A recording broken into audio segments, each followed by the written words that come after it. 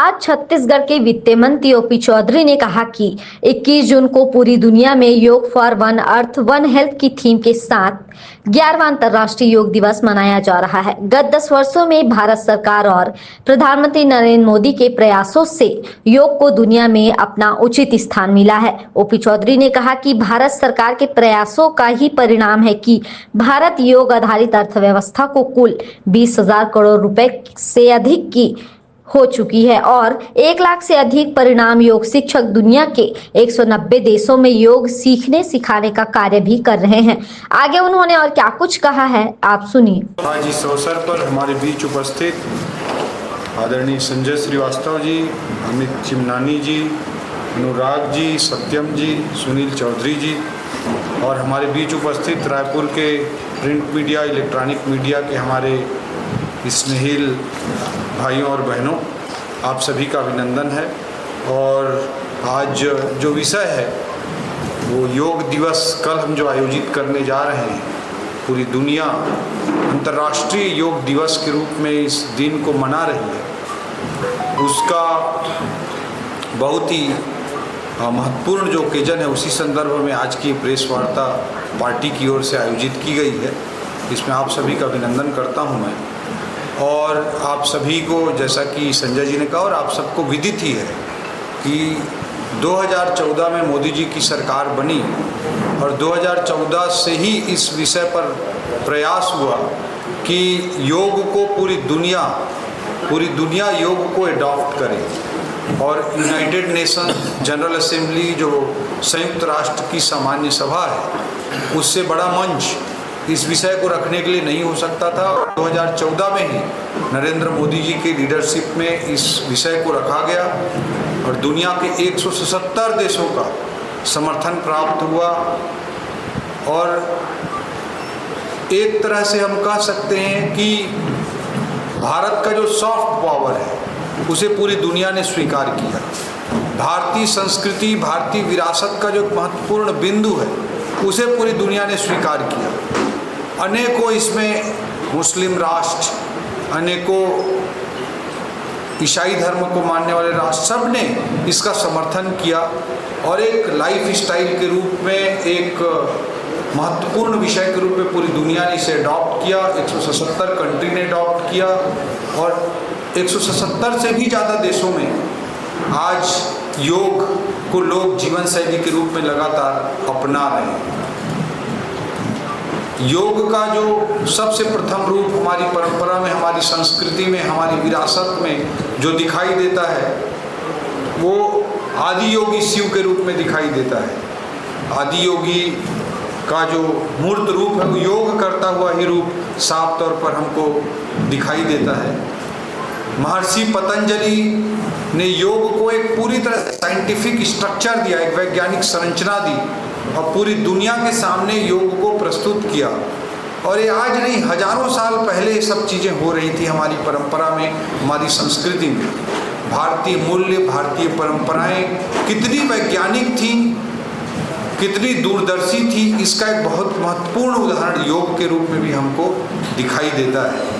और भारत किसी हजारों साल पुरानी परंपरा को पूरी दुनिया में, जब यूनाइटेड नेशंस जनरल असेंबली, संयुक्त राष्ट्र सामान्य सभा के माध्यम से 177 देशों के सहमति के साथ, उनके समर्थन के साथ जब अपनाया जाता है, तो निश्चित रूप से भारतीय मूल्य और भारतीय परंपरा को विश्व गुरु के रूप में जगत में प्रसारित करने का, पूरी दुनिया में प्रसारित करने का जो हमारा प्रयास है वो साफ तौर पर स्वीकारोक्ति के रूप में दिखाई देता है। विश्व बंधुत्व का भाव, सर्वे भवन्तु सुखिनः का भाव हमारी संस्कृति के प्राण तत्व के रूप में बसता है। और इसी रूप में हमको इस विषय को देखना चाहिए कि किस तरह से भारतीय परंपरा की ताकत को पूरी दुनिया ने अपनाया और ये सॉफ्ट पावर भारत का जो है उसे दिखाता है। भारतीय मूल्यों की जो स्वीकारोक्ति है, भारतीय मूल्यों की जो स्वीकारोक्ति है वो भारत देश के लिए नहीं, पूरी मानवता के लिए, पूरे जड़ और चेतन पूरी धरती के लिए भारतीय मूल्यों को अडॉप्ट करना बहुत महत्वपूर्ण है। पूरे पृथ्वी की उत्तर जीविता के लिए, पूरे पृथ्वी के सतत विकास के लिए, सभी लोगों के कल्याण के लिए विश्व बंधुत्व के लिए, वर्ल्ड ऑर्डर एंड पीस, विश्व व्यवस्था और शांति को स्थापित करने के लिए ये बहुत ही महत्वपूर्ण है भारतीय मूल्य, और उसी रूप में इसे देखना चाहिए। मोदी जी जब बात करते हैं पंचप्रण की, अन्य अपने विजन की जब बात करते हैं तो साफ तौर पर कहते हैं विकास भी और विरासत भी। हमको विकास भी करना है और हमको अपने विरासत के श्रेष्ठ मूल्यों को सामने लेकर भी आना है। कोई भी देश गुलाम होता है, कोई भी समाज में जब गुलामी के बिंदु पड़ते हैं, कोई भी देश कमज़ोर होता है तो उसे उसकी संस्कृति से, उसकी परंपरा से, उसके विरासत से काट दिया जाता है, तभी वो गुलाम होता है, तभी उसका मनोबल गिरता है। चाहे हम मध्यकाल की बात करें तो उस समय पर एक हताशा निराशा के भाव उत्पन्न होने की स्थिति उत्पन्न हो रही। बीच में भी तुलसीदास, सूरदास, कबीरदास जी जैसे लोग आए और हमारी परंपरा और हमारी संस्कृति को पुनः समाज के सामने लाया और भारतीय समाज के आत्मविश्वास को बढ़ाते हुए समाज को हताशा और निराशा से बाहर निकालने का काम किया। अंग्रेजों ने भी, आप सबको पता है कि मैकाले जो आया था, वो जब आया यहाँ पर भारत में तो उसको बहुत हाई सैलरी के साथ अंग्रेजों ने लाया था, और उसकी विशेषता थी कि वो 15 महीना दिन में एक नई भाषा सीख सकता था। मैकाले इस तरह का व्यक्ति था। तो अंग्रेजों ने सोचा कि हम भारत मैकाले को लेके आएंगे तो भारत में इतने प्रकार की भाषाएं हैं, इतने प्रकार की संस्कृति है, तो ये व्यक्ति अच्छे से अध्ययन करके हमको दे पाएगा कि भारत को लंबे समय तक कैसे गुलाम रखा जा सकता है। इसका रिसर्च पेपर बनवाने के लिए, इसका एनालिसिस करवाने के लिए मैकाले को लेकर आए थे। मैकाले 4 साल तक भारत में रहा, तो उसको वायसराय ने एक बार कहा कि तुम तो कोई भी नई भाषा नहीं सीख रहे हो, तुमको 15 महीना दिन में नई भाषा सीख जाते हो। भारत में अलग अलग प्रकार की भाषा संस्कृति है और उसको तुम सीखोगे और उसके आधार पर रिसर्च पेपर बना करके दोगे कि हम कैसे लंबे समय तक भारत को गुलाम बनाकर रख सकते हैं। इस पर्पज से तुमको लाए हैं, लेकिन तुम तो you are not doing your job properly, तुम अपने काम को अच्छे तरीके से नहीं कर रहे हो, तो वायसराय ने कहा।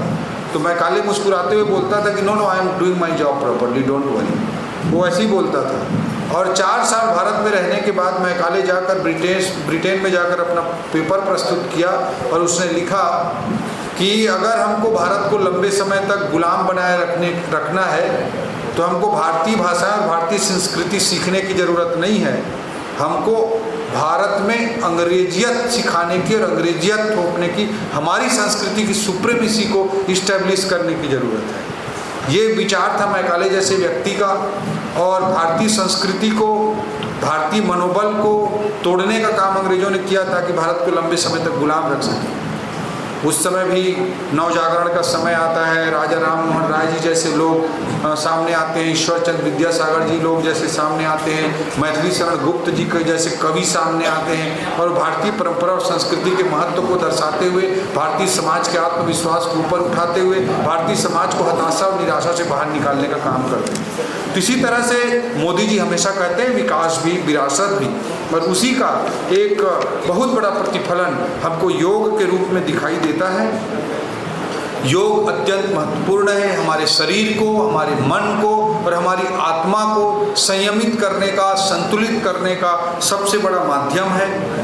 आज ऐसे महत्वपूर्ण विषय को हमको अपनाने की बेहद ज़रूरत है। जब हम हेल्थ की बात करते हैं तो आप सभी इस बात को मानेंगे कि एलोपैथी की जो चीज़ें हैं, जो वेस्टर्न मेडिकल साइंस है, वो हम बीमार होने के बाद ट्रीटमेंट की बात करता है। हमारे शरीर में, हमारे लीवर में, कि हमारे हार्ट में, कि हमारे ब्रेन में, कि हमारे किडनी में कोई भी सिम्टम जब आता है, आप सभी जानते हैं, कोई भी सिम्टम आता है तब तक वो ख़राब हो चुका होता है, काफ़ी हद तक परेशान हो चुका होता है, फिर हम उसको ठीक करने की कोशिश करते रहते हैं। तो इसलिए हेल्थ में आज एलोपैथिक वेस्टर्न ट्रीटमेंट के स्थान पर वेलनेस का कॉन्सेप्ट अधिक ज़रूरी है कि हम बीमार ही क्यों ना पड़ें, इसके बारे में हमको सोचने की बहुत ज़रूरत है। और उस दिशा में सबसे महत्वपूर्ण अगर कोई है तो हमारी संस्कृति के नेचुरोपैथी, योग जैसी चीज़ें हैं, नेचुरोपैथी जैसी चीज़ें हैं, उससे योग और नेचुरोपैथी जैसी चीज़ों से हम वेलनेस को इंश्योर कर सकते हैं और हमारे शारीरिक स्वास्थ्य को, मानसिक स्वास्थ्य को हम अच्छे तरीके से रख सकते हैं। इसलिए योग को अपनाना हर व्यक्ति के लिए मैं मानता हूँ कि आज अत्यंत जरूरी है। भागम भाग भरी दुनिया में, तेज गति से चलती हुई दुनिया में, टेक्नोलॉजी प्रधान दुनिया में योग को अपनाना बहुत ही ज़्यादा जरूरी है, ताकि हम अपने वेलनेस को इंश्योर कर सकें। स्वास्थ्य की दृष्टि से लाइफ एक्सपेक्टेंसी, जीवन प्रत्याशा, लोगों की औसत आयु तो बढ़ती जा रही है, लेकिन आप भी देखेंगे कि आज से एक पीढ़ी दो पीढ़ी पहले जो बचपन में डेथ हो जाती थी तो हो जाती थी, लेकिन जो व्यक्ति जिंदा रहता था वो लंबे समय तक 80-90 की उम्र तक अच्छे से जिंदा रहता था, स्वस्थ परक ढंग से जिंदा रहता था। हालांकि कम उम्र में ज़्यादा डेथ हो जाते थे छोटी छोटी बीमारियों का। आज हम लोग उम्र ज़्यादा है लेकिन लाइफ स्टाइल डिसीज से सब लोग ग्रसित हैं। तो उम्र ज़्यादा बढ़ा जरूर है, लेकिन हमारा स्वास्थ्य जीते जीते भी अच्छा नहीं है। इस चीज़ को हम सभी महसूस करते हैं। तो उस दृष्टिकोण से योग को अपनाना बहुत ज़रूरी है। और विशेष करके युवा भाई बहनों की दृष्टि से मैं कहना चाहूँगा कि आज इतनी फास्ट दुनिया है, रील्स की और क्लिप्स की दुनिया है। एक बार रील्स देखते हैं, क्षणिक क्षणिक हमारा तेज होता रहता है। उसमें न केवल हम अपने टाइम को वेस्ट करते हैं, टाइम को हम अपने वेस्ट करते हैं, बल्कि जो हमारा कंसंट्रेशन पावर है वो भी हम खराब करते हैं। और आजकल बहुत सारे युवा भाई बहन ज़्यादा ये बोलते हुए मिल जाएंगे कि हम याद तो करते हैं, भूल जाते हैं। यूपीएससी की तैयारी करने वाले बहुत सारे बच्चे मेरे को सवाल करते हैं कि हम याद तो करते हैं लेकिन भूल जाते हैं। ये कहीं न कहीं हमारा कंसंट्रेशन पावर की कमी के कारण है, और इसके लिए योग जैसी चीज़ों को अपनाना बेहद ज़रूरी है। तो इस विषय को रखते हुए मैं बात रखना चाहता था। और हमारी भारतीय जनता पार्टी योग के प्रति समर्पित है, भारतीय संस्कृति के उदात्त मूल्यों के प्रति समर्पित है, और आज पूरी दुनिया इसे एडॉप्ट कर रही है। इस साल का योग का जो थीम है, योग for one earth one health, इस थीम पर मनाया जा रहा है। पहली बार 2015 में जब अंतर्राष्ट्रीय योग दिवस मनाया गया था तो योग फॉर पीस एंड हार्मनी था, शांति और विश्व बंधुत्व हार्मनी के लिए, सामंजस्य के लिए ये बनाया गया था। इसे अलग अलग रूपों में किया जा रहा है। योग संगम, इसके लिए खास आयोजन आज देश में कल किया जाएगा। 10,000 से अधिक स्थानों पर एक साथ योग का प्रदर्शन होगा, जो कि अपने आप में एक विश्व रिकॉर्ड होगा। अनेक स्थानों पर योग पार्क की भी स्थापना की जा रही है। इसके अलावा युवाओं को कनेक्ट करने के लिए भी अनेक तरह से लोगों को जोड़ा जा रहा है। 10 स्थानों पर देश में एक सप्ताह तक चलने वाला योग महोत्सव स्थापित किया जा रहा है, जिसका समापन माननीय प्रधानमंत्री जी के नेतृत्व में एक केंद्रीय समारोह के रूप में योग महाकुंभ के रूप में होगा। और योग के माध्यम से अनेक प्रकार के आर्थिक अवसर भी हमारे देश में और दुनिया में उपलब्ध हो रहे हैं। 20,000 करोड़ से अधिक की इकॉनमी आज इस तरह के योग आधारित चीज़ों पर निर्भर है। एक अध्ययन के अनुसार 1 लाख से अधिक प्रमाणित योग शिक्षक दुनिया से के 190 देशों में योग सीखने सिखाने का काम कर रहे हैं। भारत में एक NSSO national sample survey organisation जो होता है, उसके अनुसार 2.5 करोड़ लोग भारत में योग को नियमित रूप से अपना चुके हैं। आज मुझे लगता है कि इसे और बहुत तेज़ी से आगे बढ़ाने की ज़रूरत है। और आदरणीय नरेंद्र मोदी जी की ओर से, आदरणीय हमारे मुख्यमंत्री जी की ओर से, हमारे भारतीय जनता पार्टी के प्रदेश अध्यक्ष जी की ओर से, हमारे राष्ट्रीय अध्यक्ष जी की ओर से, सभी की ओर से मैं आप सब लोगों को भी आह्वान करता हूं कि आप कल जरूर किसी न किसी स्थान पर योग में आप भी शामिल हों। और आपके माध्यम से हम छत्तीसगढ़ की जनता जनार्दन को भी, रायपुर की जनता जनार्दन को भी निवेदन करते हैं कि कल योग में शामिल हों। सर, खास करके 50 साल योग करने की बात सर, इसके लिए आपको क्या करेंगे? इसी से रिलेटेड इससे जुड़ा एक सवाल है। आप वित्त मंत्री हैं, योग के प्रोत्साहन और प्रसार के लिए क्या कुछ बजट अतिरिक्त रूप से प्रदान करेंगे क्या? अभी सर इसी से रिलेटेड एक क्वेश्चन। आप लोग इंटरनेशनल योगा डे मना रहे हैं, बहुत अच्छी बात है क्योंकि बीजेपी लगातार करते हुए आ रही है। लेकिन ये सिर्फ एक दिन होता है। स्कूल के प्रेमाइसेस में तो बिल्कुल खत्म हो चुका है योगा, क्योंकि हम बड़ी बड़ी बातें करते हैं कि हम स्वस्थ रहेंगे, लेकिन जब हमारा जड़ ही मजबूत नहीं रहेगा तो हमारे जो पौधे जो ये कहाँ से होगा? जी, मैं कहना चाहूँगा कि भाई आज हम बोल रहे हैं कि एक दिन योग होता है। निश्चित रूप से मैंने बार बार पूरे प्रेस कॉन्फ्रेंस में संजय जी ने कहा कि योग को नियमित जीवन के रूप में हम अपनाएं, रोज अपनाएं, ये सबसे महत्वपूर्ण है। एक दिन योग अंतर्राष्ट्रीय योग देश दिवस के रूप में यूनाइटेड नेशन के 177 देशों ने अडॉप्ट किया, तो इस डे के माध्यम से प्रचार प्रसार की दिशा में, जागरूकता की दिशा में निश्चित रूप से एक बड़ा संदेश, एक मैसेज देने का काम किया जाता है और इसका बड़ा प्रतीकात्मक महत्व है और पूरी दुनिया आज मनाती है, इसका बड़ा महत्व है। और इस संदर्भ में आपने कहा कि जैसे बजट की बात कही, तो योग दिवस के लिए भी बजट समाज कल्याण विभाग को उपलब्ध कराया जाता है और इस आश्रम शालाओं में भी योग को आपने जैसे कि कहा बढ़ावा देने के लिए भी एक बड़ी योजना पर समाज कल्याण विभाग काम कर रहा है, सरकार काम कर रही है, उसका भी आपको रिजल्ट आने वाले समय में दिखाई। सरस्वती शिशु मंदिर एक संस्थान है जहाँ प्रतिदिन प्रार्थना और योग के कार्यक्रम आयोजित किए जाते हैं, बाल रूप में भी और बड़ी कक्षाओं में। क्या छत्तीसगढ़ शासकीय शालाओं में इस प्रकार की कोई कार्य योजना निश्चित रूप से जैसे क्रमिक रूप से सरकार इस दिशा में अलग अलग ढंग से प्रयास कर रही है और जैसे कि मैंने कहा कि आश्रम शालाओं के लिए विचार चल रहा है सरकार की स्तर पर, आने वाले समय में उसका दिखाई देगा। प्रदेश में योग को लेकर सबसे बड़ा आयोजन कहाँ होगा? देखिए, हम तो भारतीय जनता पार्टी की ओर से हमारे नीचे तक सांगठनिक इकाइयों तक योग का आयोजन करेंगे ही।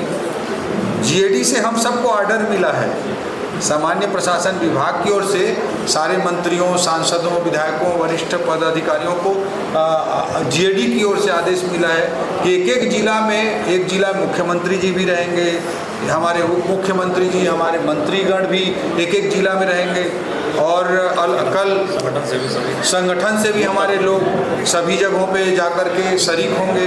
आदरणीय मुख्यमंत्री जी जसपुर में अलग अलग कार्यक्रम जैसे 15 अगस्त, 26 जनवरी में जैसे अलग अलग जगहों में जाते हैं, वैसी ही शासन की ओर से नियुक्त किया गया।